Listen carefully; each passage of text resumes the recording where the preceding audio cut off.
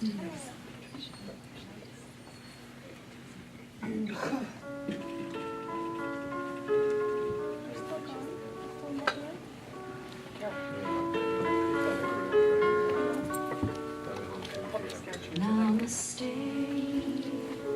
namaste, my heart singing, namaste, the Christ in me beholds the Christ in you. Namaste, namaste, namaste. I honor the place in you in which the universe dwells. I honor the place in you in which there's love, joy, truth, and peace. Namaste, namaste, my heart singing, namaste. The Christ in me beholds the Christ in you. Namaste, namaste, namaste. When you are in that place in you and I am in that place in me, we celebrate the place where we are one and live in harmony. Namaste, namaste, my heart singing, namaste. The Christ in me beholds the Christ in you. Namaste, namaste, namaste, namaste, namaste,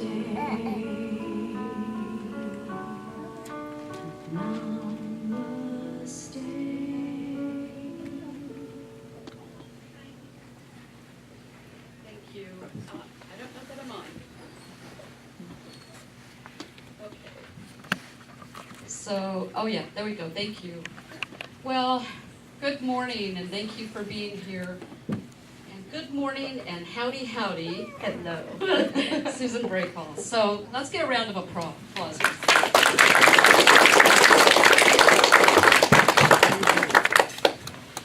Well, the last time you were here, I wasn't here, so I missed seeing you. And if you have not gotten her CD is in the back there, just absolutely beautiful. So $15, and you can take Susan home with you. So,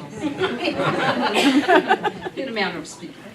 So, well, welcome to Sacred Space. My name is Reverend Patricia Roller. I'm just grateful to be here this evening. I'll take a nice deep breath.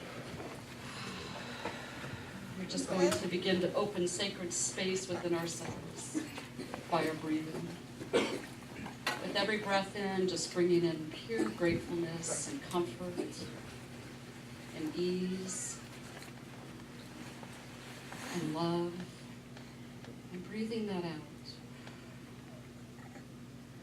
as we widen the opening of sacred space to all beings, everyone, seeing ourselves surrounded by teachers and guides, ascended masters, and all the love in the universe. And we give a request of deep healing for those who are going through any trauma or any physical trauma right now. We just hold them in that deep knowing that all is divine, all is well, all is perfect. And so it is. Okay, so this was found in the couch. If anybody has lost their phone, And while the music was going on, Corey Daughter called, so if that's a clue to anybody. So, okay, no takers for the phone, so we'll find it sooner or later. All right, so our next congregational song is my favorite, Winter Wonderland.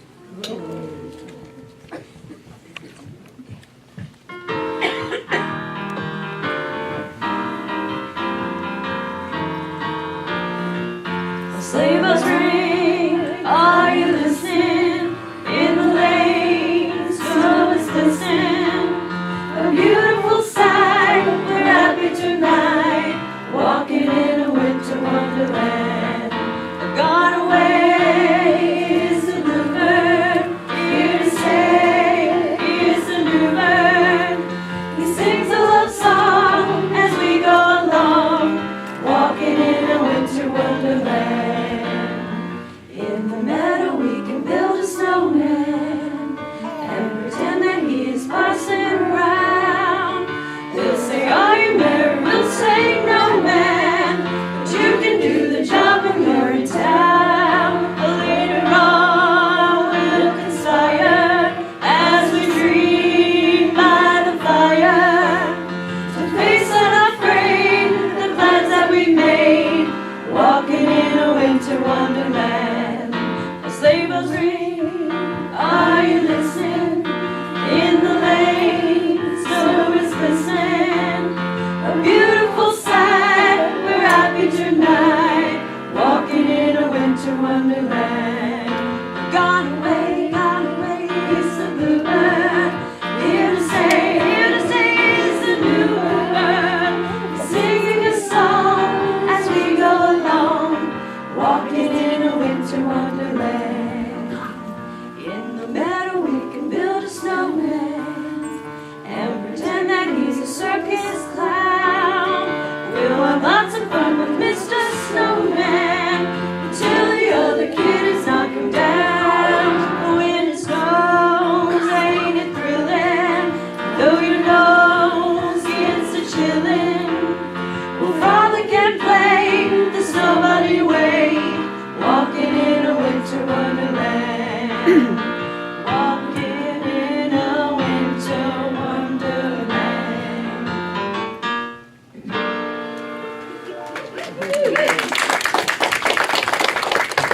Well, you just rock, Susan. Wow. Okay, so if you're new here, what we do is we give our giving on the front side like we do everything in life. We do it up front and on the front side. So as you get your gift ready for Sacred Space, and what I like to tell you, people who have been here, they know what I'm going to say, but I'd like to tell you that anything you give is appreciated. Money is what makes us financially viable here, keeps the doors open. But your peace and your love and your kindness, those are valuable to the community. We believe in the energetic value of that. So please do not let the basket pass you by. Please give us something today. It is valuable, it is honored, and it's necessary. So thank you. So as you get your gift ready and put it against your heart, this is both a season of giving and receiving. So whatever it is, I'd like to multiply that 1,000 times and surround it with love. And let that deep understanding pour into every cell of your being that you are on the lift, that you are beautiful, that the only thing that stops you from anything you ever want might be your thought. And lovely enough, you can change that. So we're just going to take a nice deep breath, appreciate that, bless that, and affirm that. And so it is.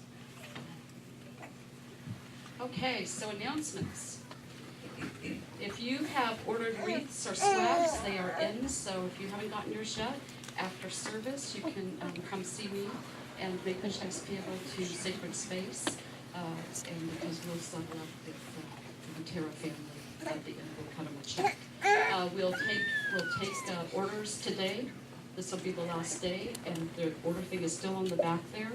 The left-hand side is what Sacred Space pays, and then on the right-hand side is what you pay. And I listed both so that you could see how generous the Butera family is being in gifting us better than wholesale amount. So we went out and got our tree yesterday, so there are coupons there for trees if you would like to go get a tree. Lovely Farm, and they donate $5 for every tree. I also want to do a very special thank you to Dia Debbie. On this wall here are her own creations, her own paintings. Some of those have hung in a couple of galleries. She is donating all proceeds to Sacred Space. Thank you.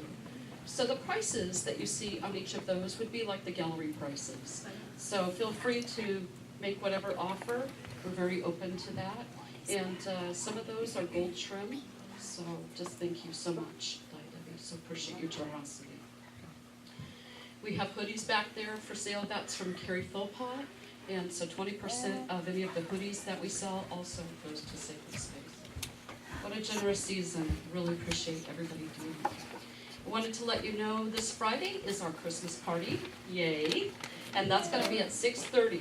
So what I ask is that you don't bring gifts. I'll ask you to bring the best gift ever, yourself. And then the second best gift would be a blessing. Either your favorite quote or your, a blessing you wrote, and just, package it up so nicely, and we're going to exchange those. It is a potluck, so that's at 6:30, and then I will be doing, I have written or I'm in the process of writing, a metaphysical rendition of The Night Before Christmas, so we'll see how that goes. Then at 5:30 that same night, 5:30 to 6:30, is our annual members meeting. So if you are a member, I would just really love if you could come. We'll be talking about, we'll give you the financials. We'll also be talking about what we're doing, the vision of Sacred Space, question and answer time, and then Bruce has made up a gift for each of the members. So if you could make that, that would be lovely. Your input is really important. That's how we grow. We're a community-centered, spiritual center, not a pastor-centered. So, and then don't forget, if you would like to come for Christmas Eve, we do have a Christmas Eve service. That's on a Wednesday, and that's at 6:30. What I would ask that you do for that, if you're going to come, we're going to have a different altar up here, and we are going to build a community altar together. So during the service, so if you could bring an object or something that means something special to you that you would like to share and give into community, it'll be up here a year, and so it'll be your energy. And if you're comfortable enough, you'll be talking about what that means to you. So, and then I'm going to have cards, and so everyone will get a card.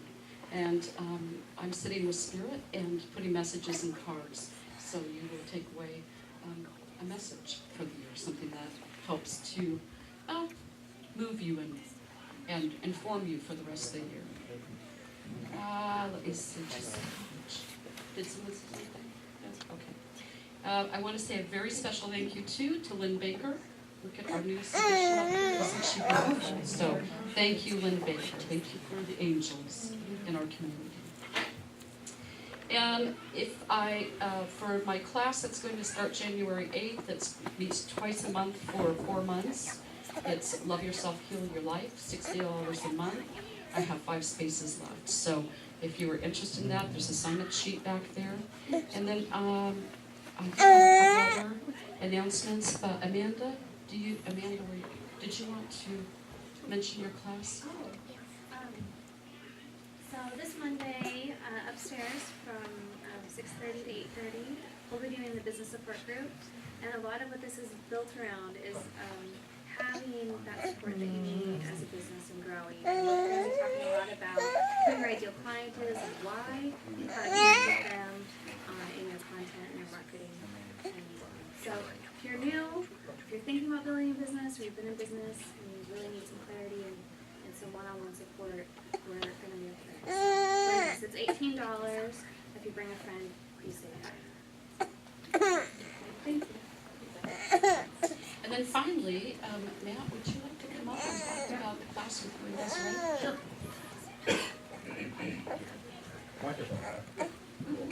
I'm loud enough, I don't usually need one. On January 18th, 2 days before a new moon, so that energy is going to be able to kind of infuse into it. We're doing a workshop together called Drumming Your Vision.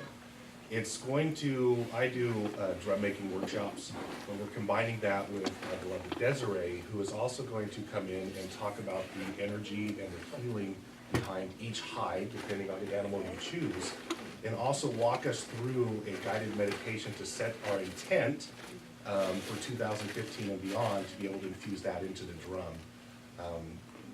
Class prices start at $175 depending on the hide you choose, $75 by the 5th so we can order supplies, but it's going to be a pretty powerful workshop.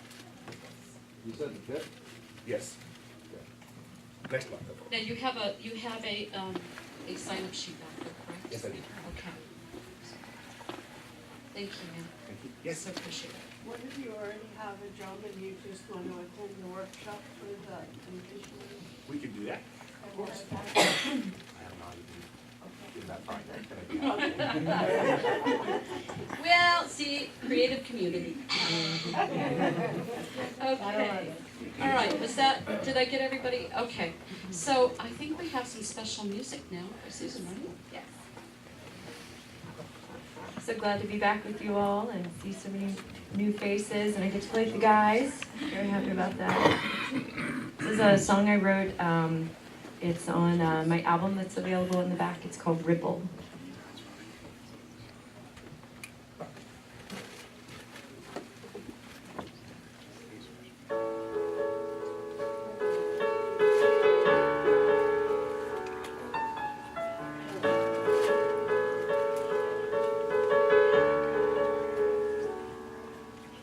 Let me be an opening of understanding.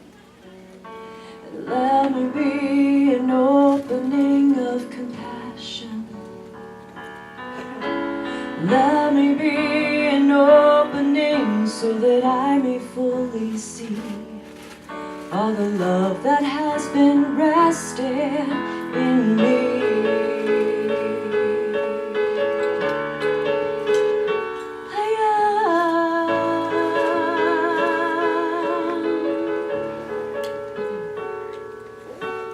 Let me be an opening of acceptance. Let me be an opening of thoughtfulness. Let me be an opening so that I may fully see all the love that has been rested in me.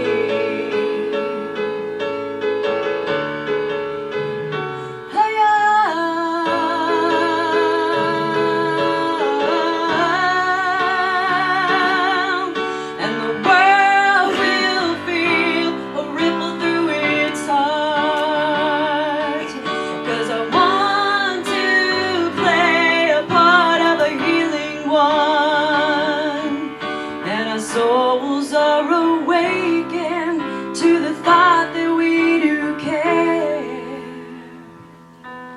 and the promise of this life can be shared.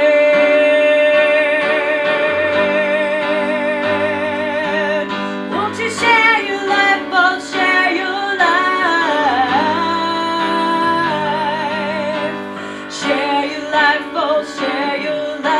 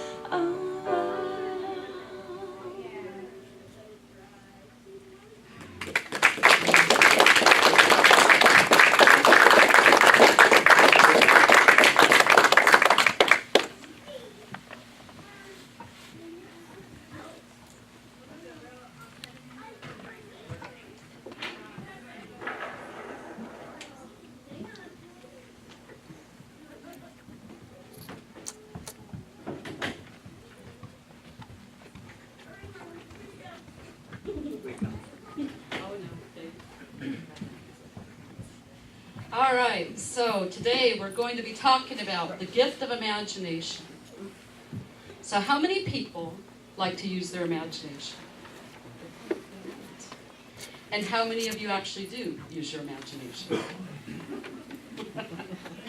So, I was thinking about this, and I've been teaching a class, a Neville Goddard class on imagination for 6 weeks now. And we've had some amazing, amazing manifestations happen for people. What I have found, the main thing about that is the willingness to stay in that space. The willingness not to revert, right, back to the places that we know, the places where like, oh, I've got to pay the bills. Oh, I've got to do this. Oh, I've got to do that. I've got to make dinner. We do need to do those things, right? But it's the manner in which we do them that's so important. So I think there's probably many ways to do this, but there are 2 ways that we present in the universe. And one is by recognition, and the other is through curiosity. So if you are living your life through recognition, you're going to probably keep experiencing the world as you've been experiencing it up to this point. So I like to use something like this. So we all know that the thing you're sitting on is a chair, correct? We can all be in agreement about that. The only reason, everybody's like, I don't think this is a trick question. I'm not gonna, I don't know. You've been down this road before, Patricia. It didn't work out so well for me. So it's safe, okay? It's a chair, seriously. So what you're sitting on is a chair. But if there was no one sitting in this room and an alien came into the room, someone from another planet, and saw these things, they'd be like, what is that? What are those things? And what do they do with them? You see, they would have no understanding or idea of how that works. So the fact that you have a recognition that it's a chair is very useful to you, but it's also very limiting to you. Because if you notice, you're always going to come in and say, oh, that's a chair, and sit yourself down. And when you do that, you may lose some appreciation for how unique it is that we have chairs in the world, right? So it's just sometimes they call it functional fixity, all right? Functional fixity is the way you look at the world and you are fixated on the way you think things are. So we're going to do a little experiment. Okay, so imagine this with me. Now imagine that we're in this room and there is a rope hanging from the middle of the room here, all right? Everybody with me? Just a rope hanging from the middle of the room. The only other thing in this room is a pair of pliers. And what we need to do is we need to find a way to get the rope to touch each one of these walls. That wall and that wall. How do we do it?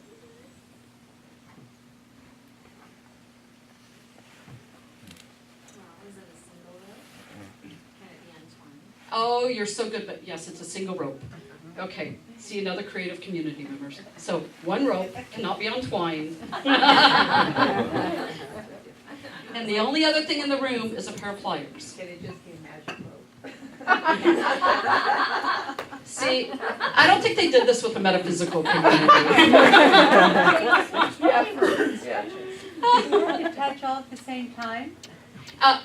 No, it doesn't need to touch, just the rope needs to touch one wall and then needs to touch the other wall. Well, then you just tie the wrench and you just throw it and bounce it off the That's wall. exactly right.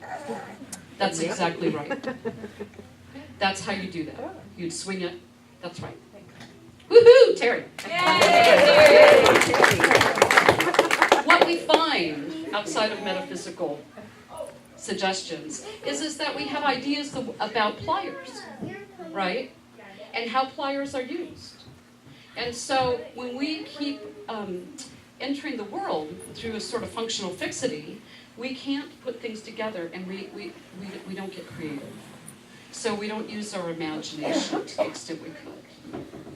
Now I'm not going to suggest, I know there's some new people here, but we'll go off on we'll go from the basis of what we believe in community. So what we believe in community is that there is only one, right? That we are all one. And then in community, we believe that the divine or spirit, whatever you want to call it, shows up in aspects of us. Correct? So we are the divine in this aspect of Patricia, experiencing the physical world. Now, we could probably also agree that the divine is unlimited, correct? I mean, if you believe the divine is limited, that's okay. But in this community, we believe the divine is unlimited. So you see this premise, right? If the divine is unlimited, and we're all one, and the divine is experiencing itself through all these different aspects, therefore, what? We're unlimited. You're unlimited. You can't have it both ways. You cannot have you can have an experience of limited expression, right? Because of thoughts and beliefs, those sorts of things. But you, the real you, that shows up in the physical world is not unlimited. But you've been taught, and we've all been taught to think in a limited manner, right? I've said before, what do we do with children? You know, don't do that, you'll get hurt. Don't do that. You know, what do you mean you're getting married? You just met him. You know, all those things. You know, some of it might be kind of sound advice, but, you know, everybody has the ability and the right to use their creative abilities and their imagination and have their own experience. But what we tend to do is we tend to live in functional fixity. We tend to look at the world and say, well, you know, I've got to go to work. I have to make money, or I've got to pay these bills, and my checkbook only shows this much. So we're always in a rut or in lack. We're in functional fixity. That's not to say that functionality isn't helpful in the physical world. It's just that if you combine that functionality with something gorgeous, like curiosity, then a chair no longer becomes a chair. If you're a child, you know darn well that 2 chairs make a tent and a fort. You know that, right? You can turn it upside down and it becomes this awesome space vehicle. That's what you do when you're a child. A child rarely sees a chair. A child rarely sees anything the way that adults see it, which is why it can be so frustrating for both children and the adults. Yeah? So if you were to just think about your daily life, if you were to get up in the morning and think, before you get out of bed, one creative, imaginative thought. Just one. One thought that is just so crazy. Like, okay, today I'm going to go out, and instead of my escape, I am going into my spaceship. Today, I am going to go to sacred space in my spaceship. Right? As you're driving down the road, you're thinking, look at me in the air. My spaceship. Now, you might think that's funny and that's cool. That's also a way that you are retraining your brain. If you go out of old patterns in your brain, then you begin to see other things. Amazing things. You get to see the world in a very curious, magical way. But you need to play some games with yourself. You need to be like a child. You need to play. Because that's what we're really here to do on the physical plane. We've got the wrong 4-letter word going on. It is not work, it's play. This is Leela in Hinduism. They call it Leela, God's play. You know, this is all about expression as unlimited beings. But we get to do that in a physical world and trying to go outside of our 5 senses. I can't remember, anybody ever see the guy who's blind and he would walk down the road by projecting his voice? No? And so he didn't use a cane or anything, he would just make this sound, whatever it was, right? And it would project off objects. And when he heard it come back to him a certain way, he would know that there was an object coming up. Come on, right? What an amazing way to combine the senses. So he was seen through voice and ear. In in Japan, they did this study. Now, this is true, and you can look it up. These Japanese students took these books and they just flipped them, like you'd flip the pages by their ear. Larry Dillenbeck told us this when we were in clinical hypnotherapy. And they would read the book through their ear. And when I was teaching and I heard about that study, I actually did some studies with students on that. And there would be a book that they'd never seen, or never read, and would flip it past their ear, and then I'd open up and say, well, tell me about such and such, and they could. So you think your ear hears. Isn't that interesting? Your ear also sees. But you just have a certain way of thinking about seeing in the world. So you have a functional fixity about seeing. But your ears see. Every part of you is unlimited. All your senses and your sixth sense. One of the things that, we're going to do an experiment today. One of the things that Einstein did, and there was other people too, like Beethoven and some of the great inventors, what they would do is in between waking and sleep is your most creative time. And this is what Neville Goddard talks about. So you have that, that little space where you're a little like, that you're awake, but you're not asleep yet, but you just don't know. It's kind of the la-la place. That actually is the place where consciousness is suspended. And so you can get messages from the universe, you can get messages from your subconscious, but you ask a question as you go into that space. So what Einstein did was he would sit. This is such an Einsteinian thing to do. He would sit with a metal bowl and a handful of marbles. And so he'd have the bowl on his lap and the marbles in his hand. And then he would ask a question, because, he had a lot of them. So he'd ask a specific question to try to figure something out. I can see him doing this with relativity, right? And the moment the marbles would drop into the pan, he realized he had fallen asleep. So he was able to train himself to stay in that space longer and longer, because he would hear the marbles drop and realize, oh God, now I'm in sleep. But the time from sitting down to the marbles dropping, there is this special time that you are very receptive to the universe.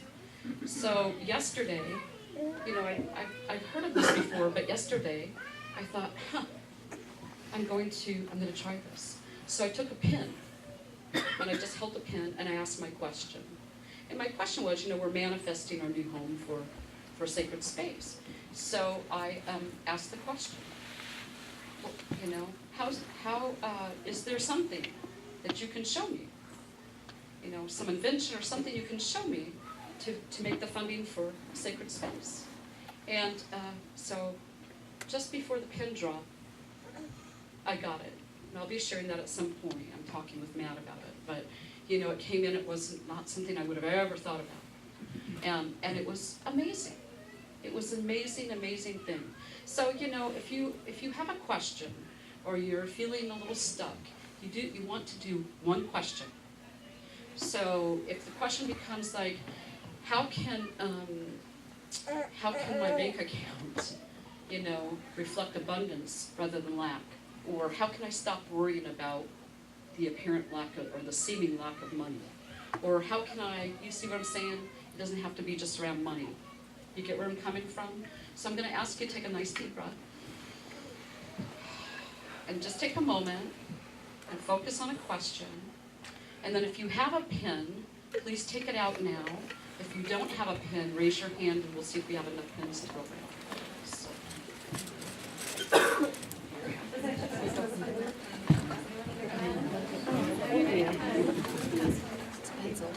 Hey, it works.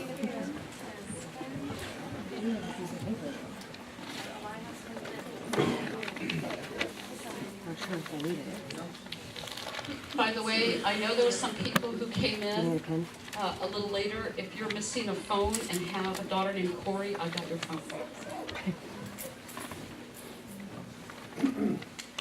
Everybody have a pen? Huh? You need a pen, Beth? Okay, we need a pen up here, honey.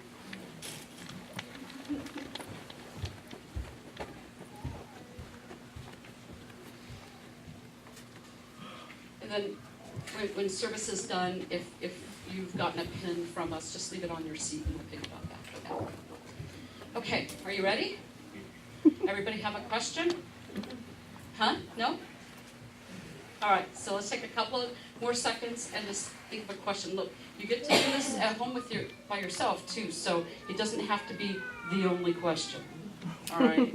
This is an experiment.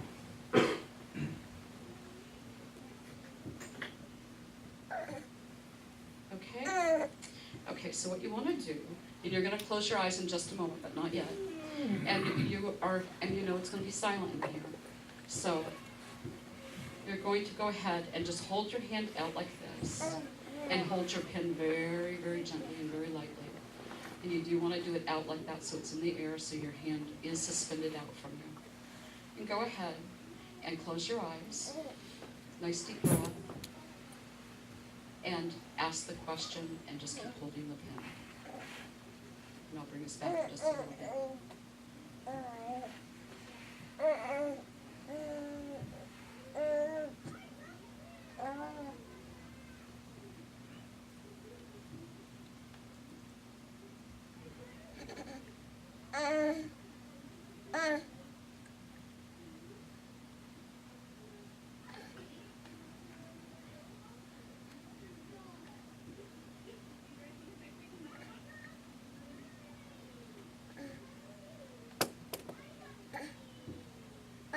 If your pen is dropped, don't worry, that's normal.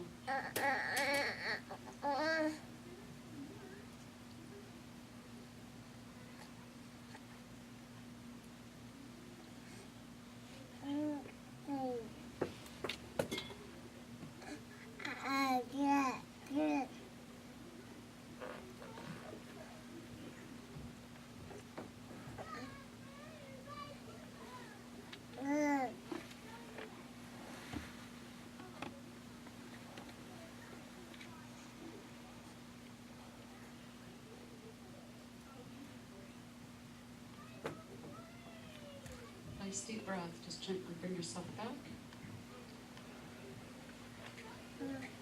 You could hear a pin drop, couldn't you? Oh man, I did not just set you up for that, I'm just kidding. It's like that whole thing just for that one line, yeah. Maybe, but. All right, so what did you notice? What did you notice in that space? Because you have two things that are going on, and you may have felt a little tingling in your head. You have two things going on. You have the physical touch of this pin, don't you? And then you have the suspended space in your head where you've asked the question. And because you have both of those, it kind of puts you in a little bit of a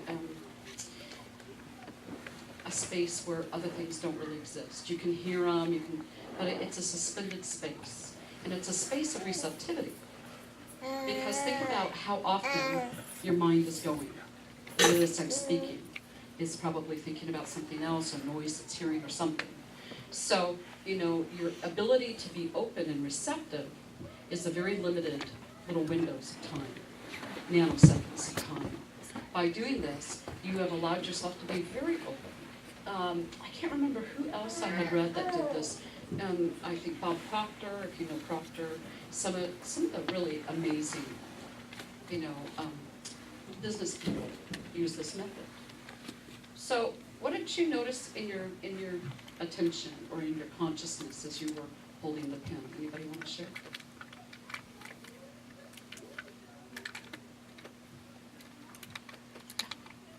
I asked it a 3-point question.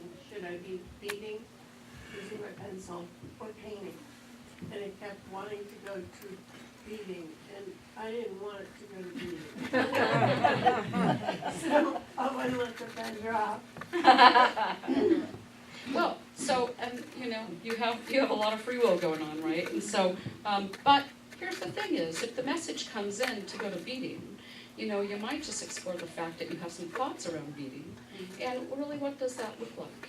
If you're getting the message, because all of the answers in the universe are in the collective unconscious. Okay, you know, Jung would talk about the collective unconscious. We talk about it as the morphic field. You know, everything has already been created in that sense. Your subconscious is holding that, coming and taking it out of the fourth dimension into the third dimension. That's what you do by imagination. That's all you're doing. Everything, and you know, physics tells us this, everything is already out there. Everything is already the possibility. But you are the little heat-seeking missile that goes out and finds it through your intention and through your ability to be receptive, right? Through your ability to be receptive. Any questions about that? This is very mystical practice, actually. You know, if you've been fighting against trying to get something resolved, well, you could do it that way, or you can do it this way. And you may need to work with it a few times in order to really understand the power of what you're doing and the power of receptivity. What I'm trying to work with you today to explain and understand is, you know, life is not a struggle. It's not. If you are experiencing life as a struggle, you are in functional fixity. You're not using your creative imagination as creator. You have beliefs that are supported by experiences created from your beliefs and your thoughts. And so you're in a cycle, a little bit of a vicious cycle for some of us, right? When we get over and over. Instead of, you know, being curious, like I wonder what's happening, we get in functional fixity. See, that always happens, right? I knew that was coming. So, you know, unless you are willing to open yourself to new possibilities, you'll keep experiencing the world you're creating for yourself through functional fixity. Imagination is the way to get yourself out of that. Now, a couple last things about imagination. You know, if you've taken my class, then you know this is going to be old news for you. But if you haven't, here's how imagination works.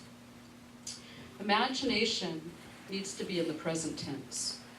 So on our Facebook page for creating the new sacred space, you know, there's about 60 of us in there, and that's an open group if you want to join. And we've had a couple of people say, you know, oh gosh, you know, when is this happening? Or, I know, I'm just saying. And then I had a question from somebody the other day. Oh my gosh, exactly how big is this place? Because they're seeing everybody putting stuff in there, you know, about like, you know, this and that, this and that. And I said, well, it's as big as our vision, you know, but we're creating it and we're using the present tense. And she's like, oh, I get it. Well, present tense away, she says. So that's, you know, create away. So the only thing that limits you is your belief system that says, you know, I'd love to have whatever, but I know that's not possible because, you know, it's not realistic. Well, imagination is not realistic, and Neville Goddard was very good at this. You know, he was able to teach people that you can have any experience you want, provided you can keep yourself open enough to play like a child with it. And for those of you, you know, have known me for quite a while, you know, that's what I do. I'm a manifester. I get something in my head. You know, if it's a community thing, I'll get communities involved. And I don't know the word no or can't. Why would I need to know the word no or can't? Why would I even bother with a vision to begin with if I were invested in the no and can't? So I don't have any limitations that way. You know, I have a very clear belief system that when I put my heart and mind and soul to something and fully step into that and experience that with all my being, of course it comes to pass. It has to. That's a universal law, by the way. You know, read any of the mystical literature. That is a universal law. If you are taking those steps, you cannot break that universal law. It's just the way it is. So when you want to imagine, here's what you do. Somebody give me something that they desire in their life. Peacefulness in your family, okay. So, do you know what that feels like? Yes, Okay. You have a memory of what that feels like? yes. Okay. So, if you have a memory of peacefulness in your family, then you go back to that time. And you get in that present state. And you feel it, the joy and the happiness. You see it. What does it look like? What are you seeing when they're peaceful? You hear their voices. Maybe you're drinking tea as you're doing it, and some delightful tea, right? Maybe you stroke one of their heads. Use as many of the 5 senses as you can, and keep it in the present tense. When you do that, the mind does not know the difference between what's thinking and what's really happening. So it is understanding peacefulness at that moment. You are setting out this beautiful, creative, imaginative moment that already exists in the universe. Even if it hadn't existed, it already exists. Remember I told you it's in the 4th dimension. You are calling that in by the power of imagination to become a present reality for you. Now, if you had never experienced peace in your family, you would say, who do I know that's peaceful? And what does that look like, feel like, blah, blah, blah. And then you would use that. So if you hadn't. So for like some people, if they wanted abundance and you've never had abundance, you take a look and say, I wonder what Bill Gates experiences when he wakes up in the morning. You see, you go into somebody's field that has that experience so that you can understand what that feels like. And that's how you do imagination. When you do that in the universe over and over and over, and that's the key. It's like creative visualization. I told you how I got my sight back, right? Blind for 3 months, got my sight back. 15 minutes twice a day for 2 weeks. It's a dedication. You can't just do this. Oh, I'm driving in and I'll just think about this. Notice how your mind's over here and over there. Make a commitment to it. 10, 15 minutes a day, a couple of times a day. Sit in that. The universe has to match your vibration of calling that in. You are creator. As long as whatever you're doing is no harm to others, then it becomes reality. And that's the way that works. Any questions? Yeah. How does that affect the other people around you? I mean, I know how it affects me and the intention I put out there and the energy that I'm bringing in. But if there's one individual that's bringing in completely opposite energy that feels very destructive, I mean, how does that kind of play into that? Well, any of your imaginings is not to go against somebody else's free will, right? But imaginings are at a divine level. So the divinity in whoever that person is already peaceful. You're just calling the divinity forward a little bit more into the physical world, And if the person really, really wants to be contentious, and that's what they want to be, then what will happen is they will certainly be contentious, but not around you. So it's always a divine way that works out. Okay. All right. So let's take a nice deep breath, and I'm going to bring you through a meditation. We can have some music during meditation, just some. Okay. All right. So just get very comfortable in your chair. Some nice deep breaths. And remember that feeling of suspension that you felt while you were holding the pen. Just notice how there was nothing to do. It was just all about being. When you're present and you can just be, your mind knows it can rest and be receptive. It can appreciate hearing from the universe. If you've been waiting for your guide or guardian to talk to you, this is a way you can really listen. It's very hard to get through the earth chatter. I mean, we can sometimes feel a feeling, but we don't get a message because we're too busy with our mind chatter. Today, the invitation is for you to believe who you really are. That you are an unlimited being in a seemingly limited physical environment. But you've come here to play. And you can do that with joy. You can do that with curiosity. You can do that with divine expectation. Or you can struggle. There's no fault. Either way, it's a choice. Either way will give you an experience. But what experience do you really desire? What is it that you really want? Most of us just really want to be happy. What makes you happy? We know that money is not going to make you happy. We know that any relationship is not going to make you happy. A new house is not going to make you happy. Happiness is remembering who you are. Nobody, nothing has the power to make you anything. It's a choice. It's a choice that you choose every moment of the day. And when you're in that divine choice, then you start to see how unlimited you are.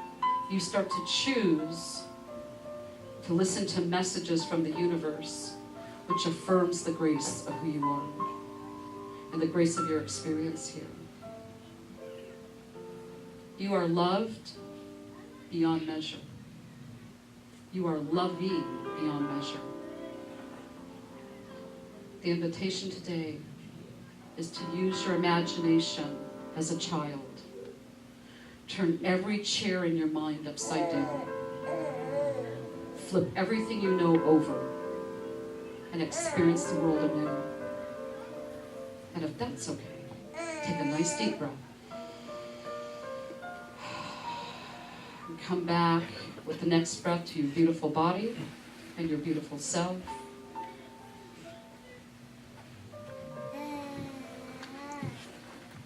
So grateful. So grateful that you can believe even for a second how wonderful you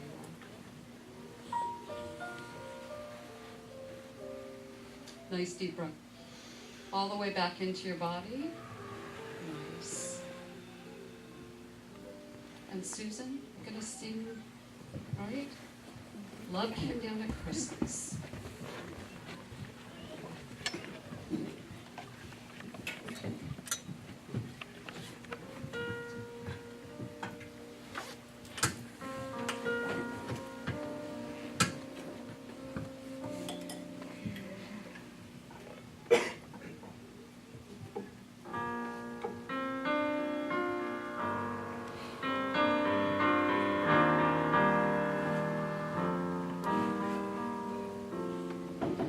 Love came down at Christmas.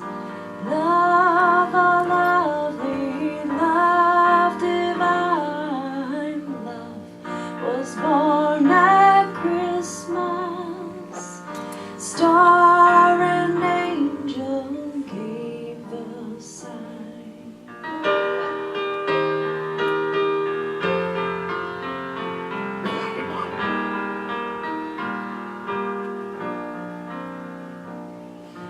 Love shall be our token.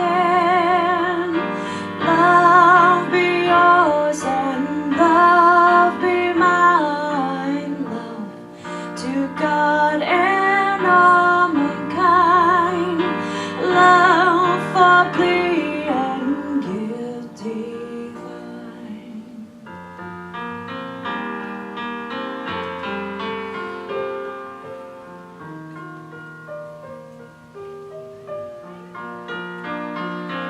Love came down at Christmas. Love, a lovely love,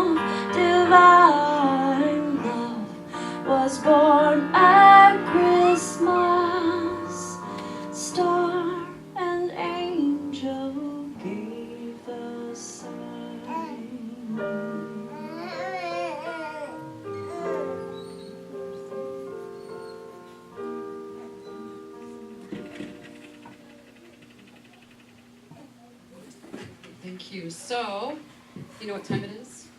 It's Ale Ale. That's right. Let's stand.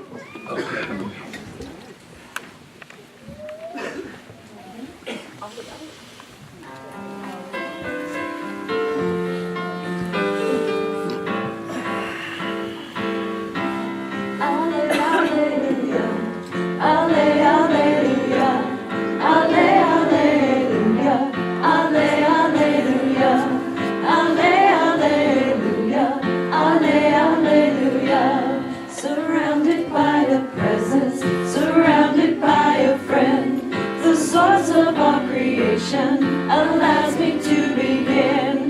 The source of all creation allows me to begin again. Ale, alleluia.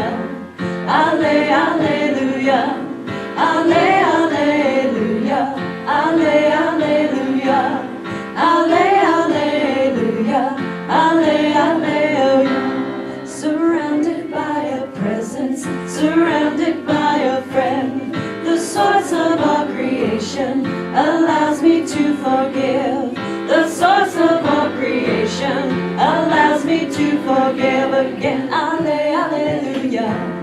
Ale, alleluia. Ale, alleluia. Ale, alleluia. Ale, alleluia. Ale, alleluia. Surrounded by the presence, surrounded by a friend, the source of all creation allows my heart to sing.